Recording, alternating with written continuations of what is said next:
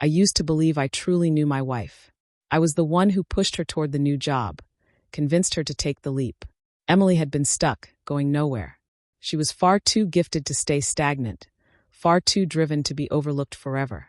So when she landed a prestigious position as a senior marketing strategist at a top firm, I celebrated like it was my own promotion. That night, I wrapped her in a hug, told her how proud I was, how lucky that company was to have her. She smiled like she believed it too. At first, everything added up. Long nights, working weekends, constant messages. It all felt typical for a demanding new role. That's what I told myself. Deadlines, presentations, brand overhauls. It was just the grind, or so I thought.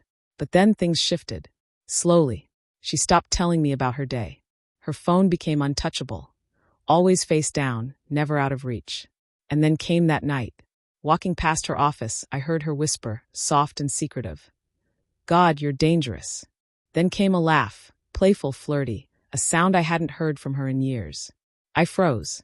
When I stepped inside, she shut down a video call in a rush, claiming it was just a client meeting. She leaned in with a quick kiss on my cheek, but I knew that laugh didn't belong to me. It hadn't for a long time. And then a name started surfacing again and again. Tyler. She brushed it off, said he was a VP, smart, married professional. She kept repeating that last part, as though trying to shield herself with it.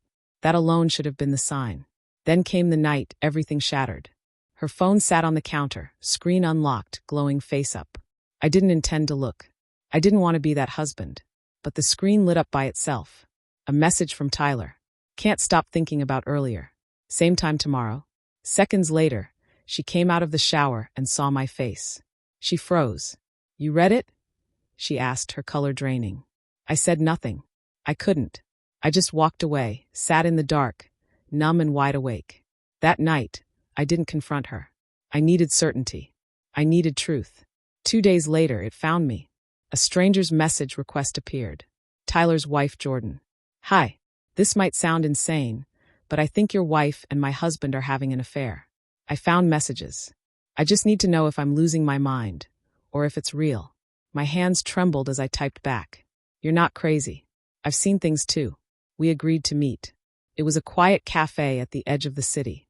Jordan walked in steady, her grief hidden beneath steel. She brought proof, screenshots, call logs, photos. Emily and Tyler together. In his car. At a bar. At a conference I'd never heard of. One message from Emily read, "He still thinks I'm staying with my sister. Poor guy. Sometimes I feel bad." I couldn't speak. My throat tightened, fists clenched under the table. Jordan remained calm. "They think they're clever," she said coldly. "They think we'll stay silent." Then she revealed her plan. Not whispers. Not rumors. Something undeniable, public, and final. She waited, collected everything. Dates, times, GPS data, receipts, photos. Evidence lined up so perfectly no one could deny it. Then she chose her moment, Friday morning, 10:47 a.m., during the company's weekly strategy meeting. Executives, managers, the whole staff, gathered in the glass conference room at the center of the office. Jordan walked straight in.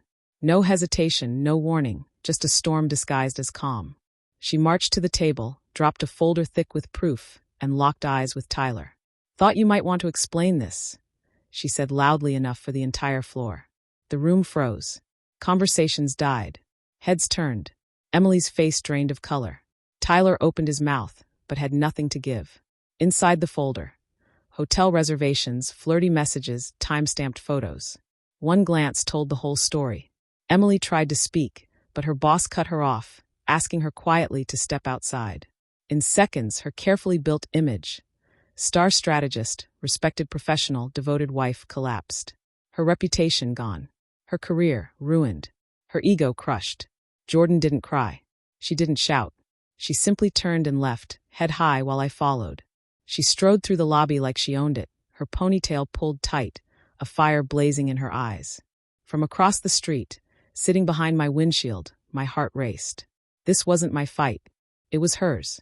She told the receptionist simply, "I'm Tyler's wife, and I have something urgent for him and his mistress." Security moved too late. She was already in the conference room. The air fell silent. She set a manila folder before Emily and said softly, "You dropped this." Emily flinched, opened it, and paled. Tyler leaned in, his jaw locking. Don't touch what isn't yours, Jordan warned. Then to the room. This is proof of an affair between your married VP and your marketing strategist. Photos, texts, hotel receipts, even evidence of that fake networking event they snuck away from early. HR will want to see this. She turned back to Emily. And your husband knows too. With that, she walked out, steady and magnificent. That night, Jordan sent me a message. Your wife cried. Tyler tried to spin lies. HR asked them both to step out. The whole office was silent. It was perfect. Not because the truth surfaced, but because it detonated. Let me know when you're ready for the last part. The part where Emily comes crawling back and gets the one thing she never expected. Absolute indifference. It took 3 days. I was folding laundry when her name lit up my phone. 13 missed calls. 1 voicemail. I pressed play. Hey, I guess you heard. I don't know what to say. I made a mistake. A huge one. I wasn't thinking. I never meant for it to go this far. Please, can we talk? Her voice was hollow, scared, like someone realizing her safety net was never real. That night, I found her waiting outside my apartment. Hair tied back, no makeup, red swollen eyes. She held a takeout bag in her hands like it could fix everything. I cracked the door. She smiled weakly. I brought your favorite, she whispered. I glanced at the bag, then at her. No thanks. I already ate. She gave a broken laugh. You always said that when you were mad at me. Remember? I'm not mad, I said quietly. I'm done. Her face collapsed. Please, can we just talk? I lost my job. Tyler won't answer me. Everyone knows. I have nothing. She said it like that was my problem. No, Emily. You had everything. A husband. A home. Someone who believed in you. And you threw it away. She flinched. I miss you, she whispered. No. You miss the comfort. You miss the man who paid the bills while you were sneaking off with someone else's husband. Her tears finally spilled. I didn't think you'd find out. That was the final crack. I looked at her. This woman who once held my heart, who once carried my trust, and felt nothing. No anger. No grief. Just peace. You should go. And I shut the door. 3 weeks later, Emily left the city. Word is she's at a small firm now, far from anyone who knows the story. Tyler. Divorced, demoted, blacklisted. Jordan. Thriving. She thanked me for standing with her, suggested we grab coffee one day. Not romantic. Just 2 survivors of a storm they didn't start but ended together. As for me, I sleep better.